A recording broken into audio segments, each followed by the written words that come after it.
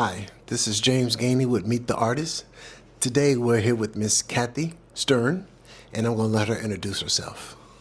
Well, hi, I'm Cathy Stearns, and I'm really happy to be here. Thank you for doing this. No, this is thank great. you. Miss Cathy, the first question I have for you is, as an artist, what does your pieces say to you when you're finished with them? When I'm finished. Well, I think what happens is when I finish them, I feel like it's complete and it's like a step forward to something else. So everything I do is leading to something else. It's a new exploration. And I don't know, it just feels like I'm just constantly creating something that leads to something, and I have more ideas as I'm working on one idea. I have more ideas. I'm never without ideas. Okay. Yeah. Okay. Excellent. And we were talking before we came on camera. You was telling me that you lay out several different canvases before you actually start. Is that how you start your process? Yeah. Well, what I do is I do sketches. I do small cards. I have a number of ways of expressing just ideas. Sometimes I'll write something. And then what I do is I'll gather up my information. Sometimes I do research, like if I'm doing waves, I might look up the mechanics of a wave. And then I will do, like, let's say 5 images at once, where I'll do a drawing, a small painting, and then a few, like 3 canvases. And so I do them all at the same time. They might not necessarily be the same subject, but they're usually the same palette. I mix colors and I use all the same colors. So I like to do several things at once. It keeps my mind active and it keeps everything related. So that's what I do. Speaking of colors, do you have certain colors that you lean towards more so than others, or all your colors are just random? I do tend to focus my palette on purples and blues, yellow. I've been using a lot of pink lately, and I always choose what I think is an ugly color because you need to have something to rest your eyes on and make the other colors shine. Really? So yeah, I like to put opposite colors together so they bounce off each other. Okay, so you go across the color wheel, you go... Yeah, I tend not to use black, and I tend not to use white, although I do use white more with my acrylic just because it helps extend the color out. But now, is acrylic your go-to, or do you use any oil? Acrylic has been my go-to for a couple decades. I used to love doing oils, but it's rather toxic, so... I'm sure acrylic has its problems too, but it's easier to clean, and I would like to go back into oils one of these days. Now, this piece that's behind us here, can you tell our viewers a little about this piece? Okay, this piece is called Turbulent Solace, and what we have here is a woman who is in the ocean swimming, and she got caught by a rather large wave, and it's very powerful. It's pounding down on her, but so that's the turbulence of the water. And then she's down here on the bottom of the sand, kind of anchoring herself where the water is not, the currents are not as strong, so there's more calm at the bottom. And then so she's just like anchoring herself down, but her limbs are waving and her feet are kind of struggling, and she's just waiting for the wave to pass. And this is done from experience. I used to love to body surf back in the day when I was young. And I'm not a strong swimmer anymore, so I'm not foolish and I will not try this again. But there's a lot of peace in the water under the big waves. You just have to hope that when the wave passes and you go up to get air, there's not another one right behind it. Gotcha. Yeah. Gotcha. And you have some smaller pieces over there also. You care to share those with us? Okay, well, since we're talking about swimming, this lady here is just, this one is called Swim Breath. It's an ink on paper. I do a lot of just ink drawings. These are very, very quick, and they get ideas out. Sometimes these paintings, or drawings, lead to paintings. Right. Yeah, so that's this one. And I'm going to hold that up so that people can see okay. Okay,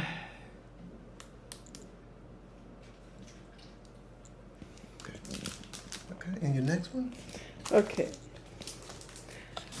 This piece is just called Face. It's a watercolor. I also do work with watercolor on paper. I like how quick and immediate it is, and it's almost like a doodle. But I like to do faces, and I like to just get crazy with them. And usually I have a spiral eye and a wiggly nose. And this one has actual lips. They don't usually have actual lips, but she does. Is that one of your signatures, the spirally eyes, or? Yeah, I would say so by now. I've done it often enough where I could say, yeah. If you look at my work, almost everything has a spiral in it somewhere. Okay. Yeah. Okay. Excellent. And I'll hold that for you. Okay. Another one? Yes. Okay, so here's another spiral. And this is a sun. I do suns quite often. Okay. And they're usually a spiral with rays coming off of it. And, this is like a seascape. And, this one I called The Smell of Smoke. Because one day I went down to the beach and we had forest fires were blowing smoke over the ocean. And that's why the colors are these colors, because everything was orange and smoky. And yeah, so this is The Smell of Smoke. Wow, beautiful. Okay. Thank you. There we go.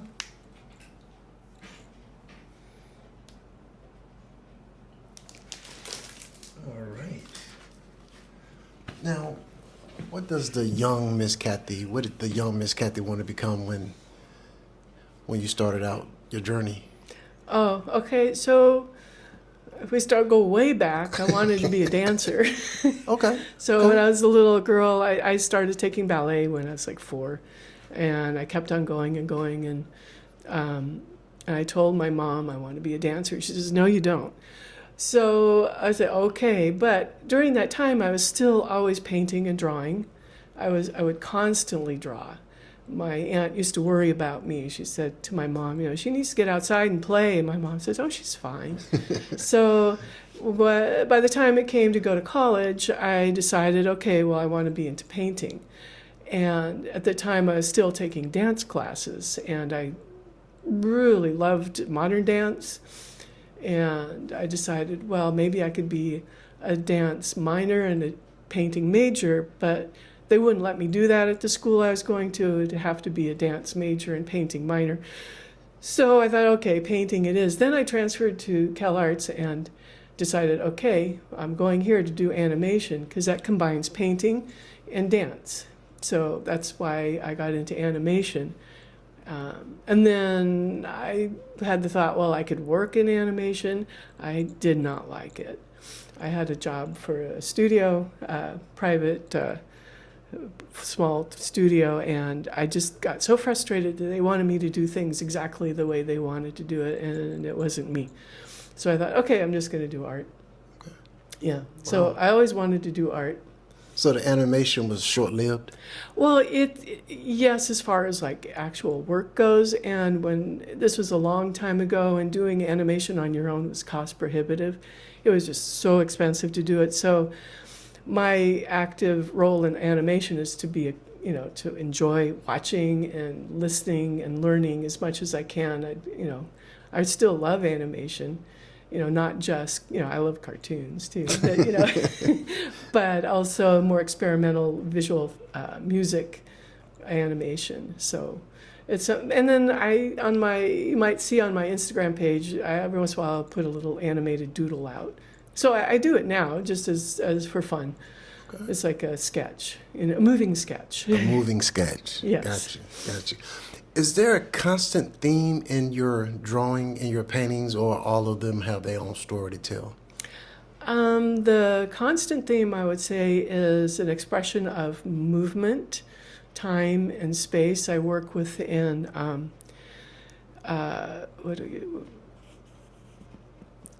I kind of like choreograph what's on the page. So if you see something on the page, it's suggestive of what had happened before and what's going to happen next. So a lot of times the movement goes off the page or off the surface. You know, if you just follow the trajectory, you could see like, you know, this is coming from above. So it's not contained in the shape. There's movement coming here.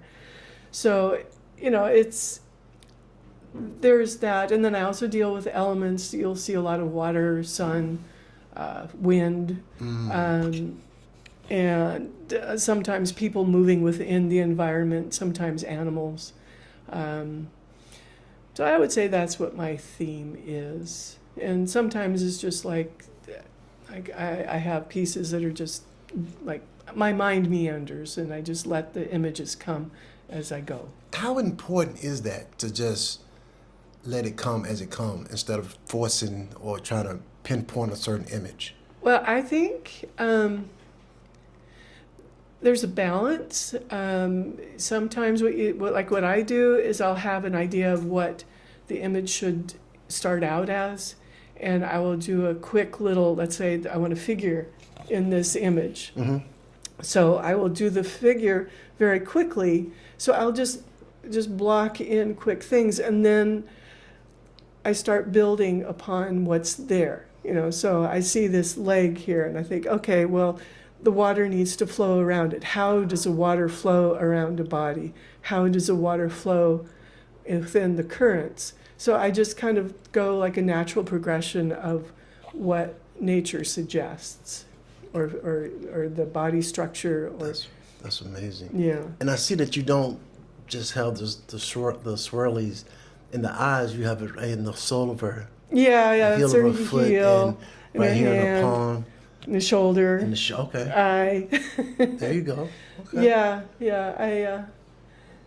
Spirals are just very big part of nature, so they just kind of pop out. Do you always utilize the whole canvas, or do you let negative space play its part as well? I usually kind of do every surface. Every inch of it? Yeah, if I don't, it's not a canvas, it's probably a drawing. Okay. Yeah, no, I get kind of obsessive and I got to cover everything. And then I'll go over it twice or three times. You know, it's not just one layer, you know. Is there a piece here that you're just over the moon about that you've done? No.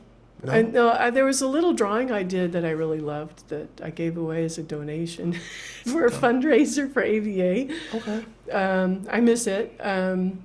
But you know, there is a piece at my home I really like. It's called "The Sun Is Not My Friend," and it's an image of the sun with, I think I've got a postcard of the image, and the sun is looking down and the hands are out like this. You know, I'm very pale in the sun. You know, I have skin issues because of too much time in the sun. So it's not my friend, but I still love it. Gotcha. How long have you been associated with the AVA? Oh gosh. Well, I think probably 9 years or so was when we joined, but then I didn't really get active I don't remember exactly when, but I started volunteering to gallery sit, and then I got on the gallery committee. So, you know, I've been active with them a long time. Okay. And the AVA is Astoria Visual Arts, for those who aren't familiar with it. Excellent. Yeah, they're a really great organization. I'm really happy to be part of it. And how long have you been in this space right here? Since 2018, when they first opened the studios to people to rent. Okay. I actually found out about it a year before they opened it up, but I got on a list, and as soon as it was available, I got an email saying, "Are you interested?" And I'm sure, so here I am. Excellent. Yeah. Excellent. Now, how can someone find your work to purchase some of your artwork? Well, I kind of hide out, so it's hard. You have Okay. to come to my studio. You can check out my Instagram. Sometimes I show with AVA, so I guess I need to get out there, but that's never been my focus. My focus is doing my thing here, my studio, Just- hideout. I understand. Well, Miss Cathy, I truly appreciate you taking time out of your day and sitting down with me and having a conversation. Is there anyone you want to give a shout out to or say a huge thank you to out here in the community? Oh gosh, I just really am happy that AVA is here and the Astoria Studio Collective is here. It's been really great, and just all the people involved. There's so many. It is. Well, there again, thank you again, and thank you guys for watching.